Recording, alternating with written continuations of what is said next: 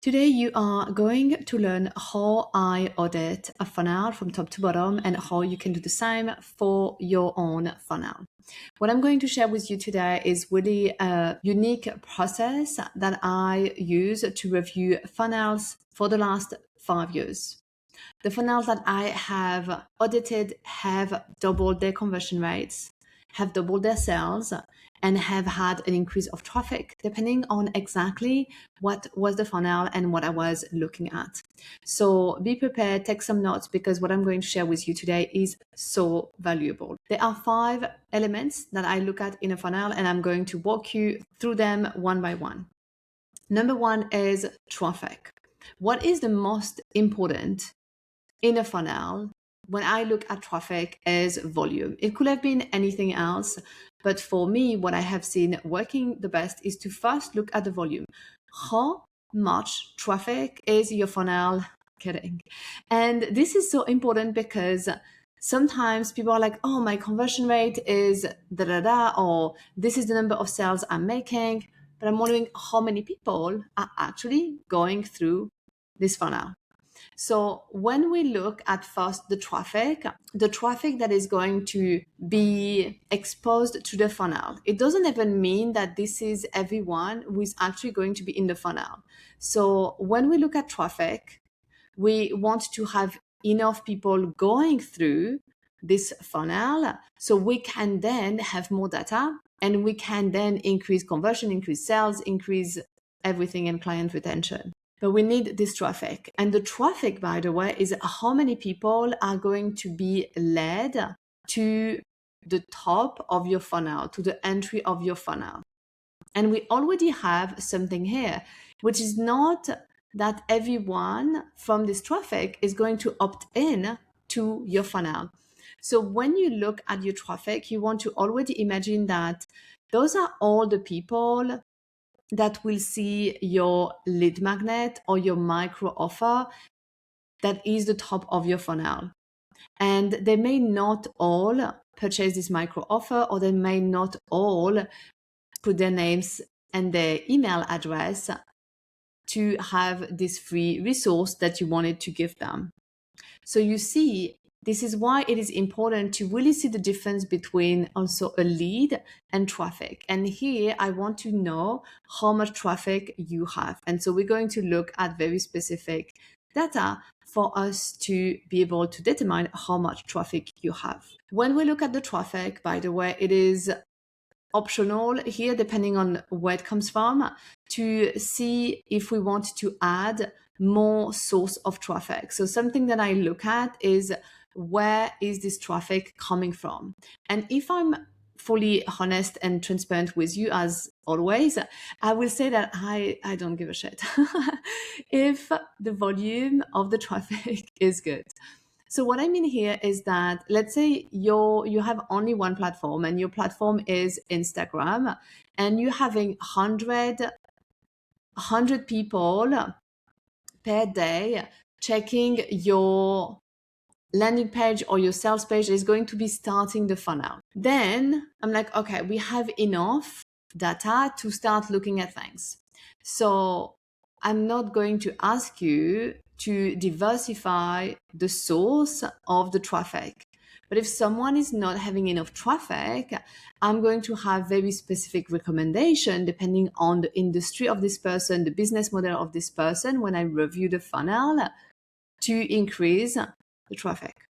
Because what happens, and that's our number 2 element here, what happens after the traffic is that we are having leads.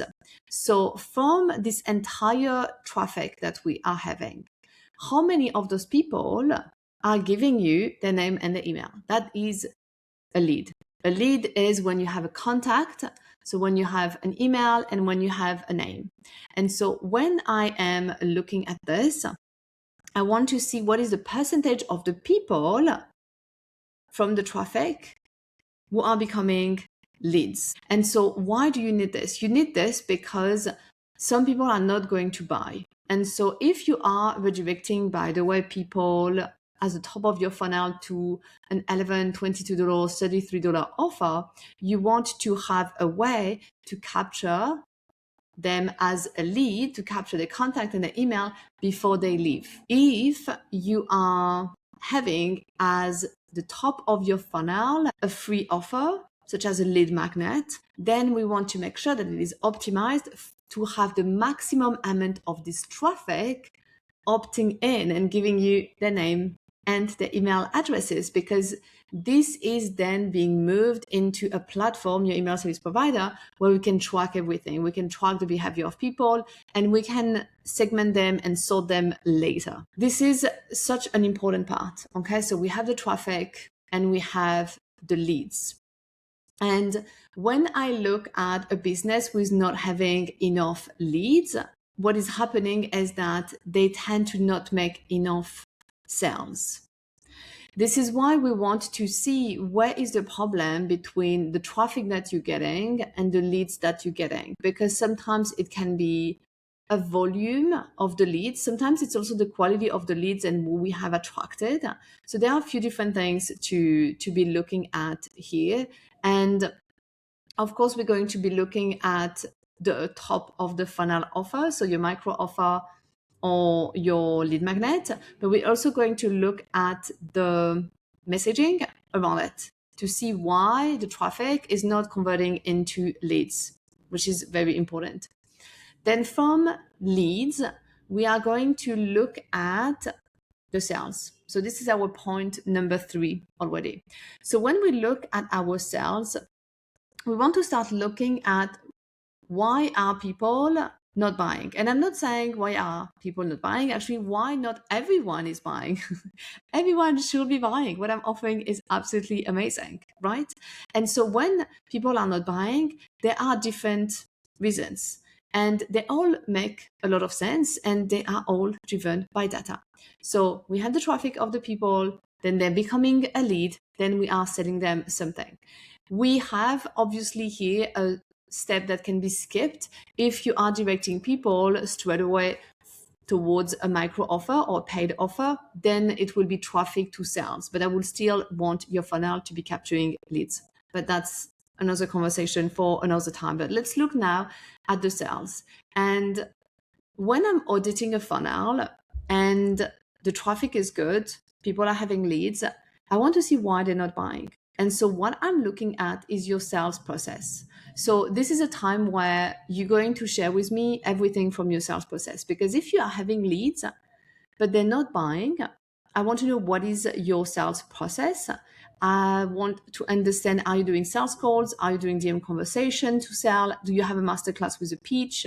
Are people buying just from your sales page? What is happening for people to buy?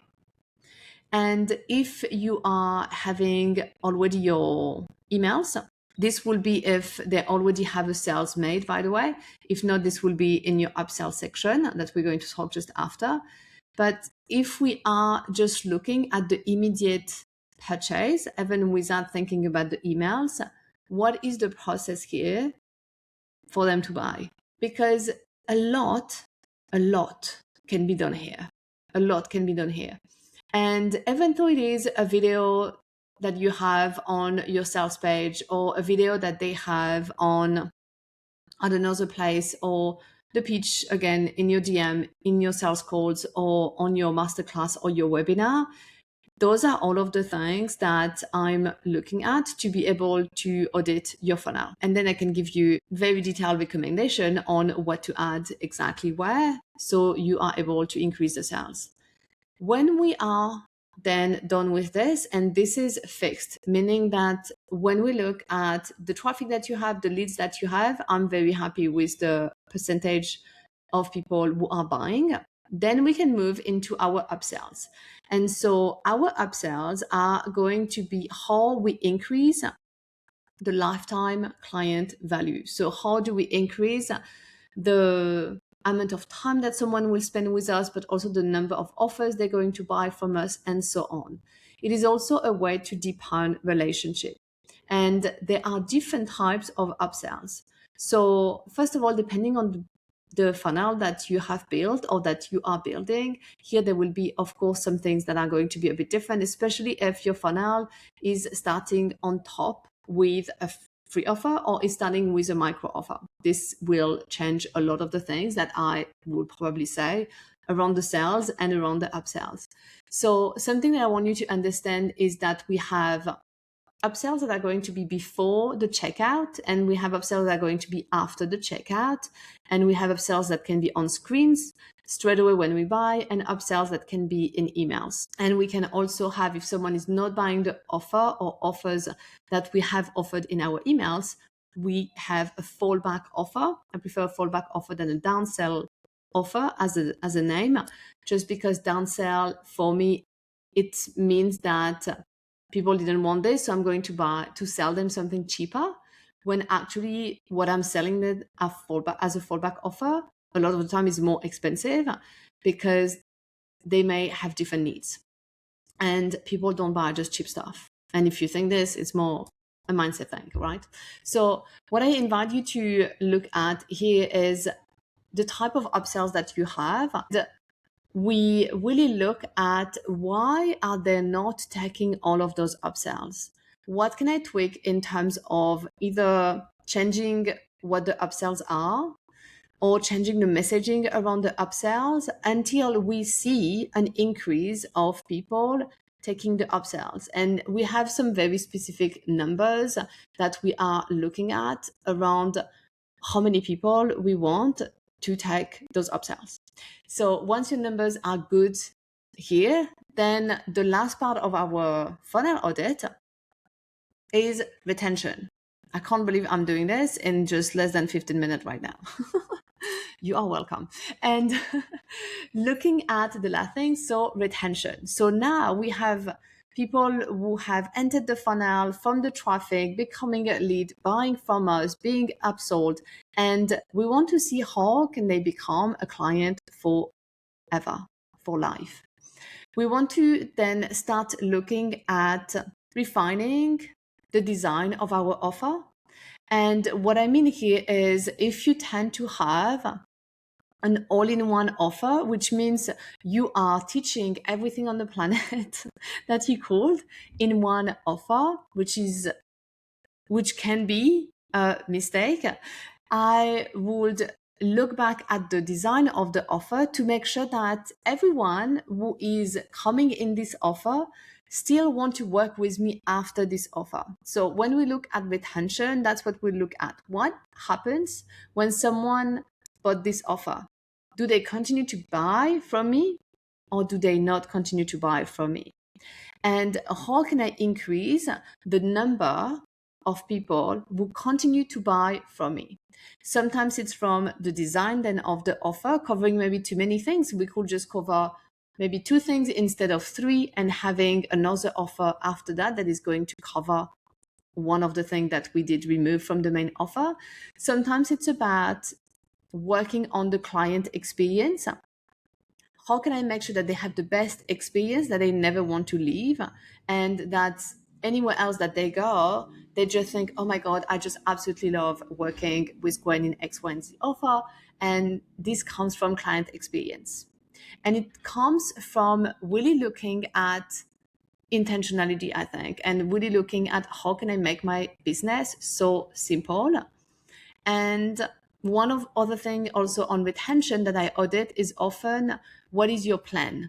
And a lot of people don't really have a good plan on retention, and when am I going to have this conversation, or at one point are they going to start hearing about a new offer, or so on. So really looking at the plan with this. So this is, in big ideas and big points, how I audit in the order top to bottom funnel. I will of course look even for the traffic, of how we are getting the traffic with different type of content, but we can look at that in another episode. For those of you who already have a funnel and you want me to audit it, I can audit your funnel and send you back exactly where you are leaking money, and give you insane recommendations that are going to massively increase your sales and your conversion rates, and how much people are spending when they are in your world.